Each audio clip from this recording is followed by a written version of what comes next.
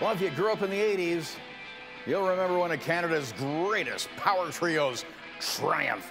Rik Emmett was the guitarist and singer in the band. But when Triumph ended, Emmett's career did not. He went from hard rocker to classical guitarist to educator to now poet, and joins us on Morning Live. Good morning, Rik. Morning. There you are. What happened to the long flow? You and I, back in the 80s, had the exact same hair, and now look at us. We could be selling reverse mortgages. This is what time tends to do to people.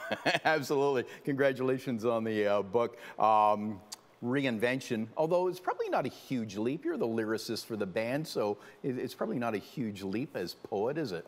No, and I mean, even as far back as high school, I was, in my notebooks, I would constantly be scribbling, and that never stopped. So I think it's just a question of sort of finding the courage finally to take the leap of faith and, send a manuscript of stuff out to a publisher, suffer the slings and arrows of outrageous fortune, as it were. Obviously, they loved it because it's available now. I'm noticing the butterflies on your wall there, and I know you wrote a song, Butterfly Lullaby. Are you into butterflies? Well, sure, yes. I like them. That's a leap. Obviously, as a poetic thing, they're great because the whole idea of the butterfly effect and right. Those kinds of things. So, yeah, we have a butterfly bush in our backyard, and this time of year, they love it. It's crazy. Yeah. In the book, I mean, you cover a lot of ground. You cover personal triumphs, but also personal loss. It gets very personal. I was particularly touched about the story you shared about your late brother. Was this cathartic?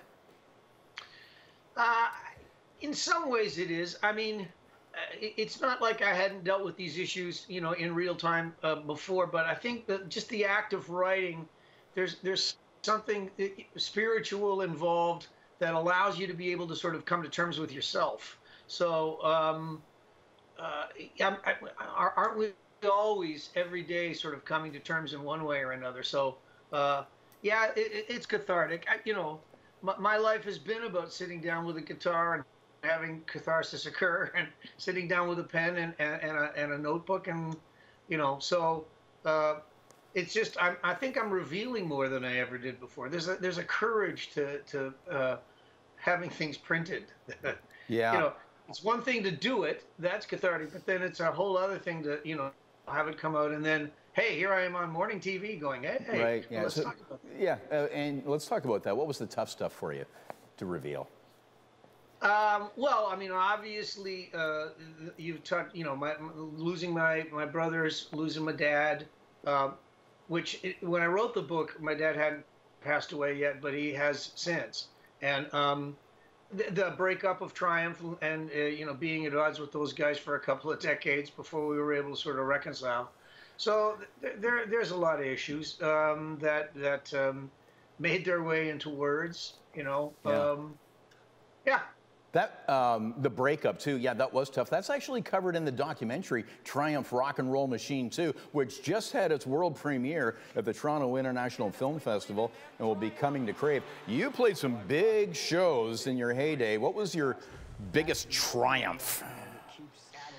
Oh, well, I mean, that opening shot there in the sequence was from the US Festival, and there was, reportedly, 250,000 people, so that was a little bit bizarre.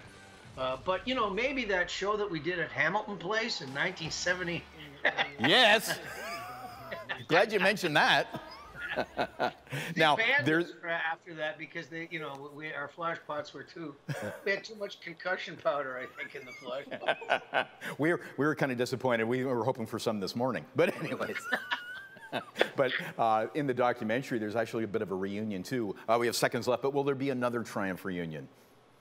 I have no idea. It's like a game of golf now, Bob. We play it where it lies. Right. Okay. Well, we hope to reunite with you again. Rik Emmett, good to see you. All right, man. Thank you.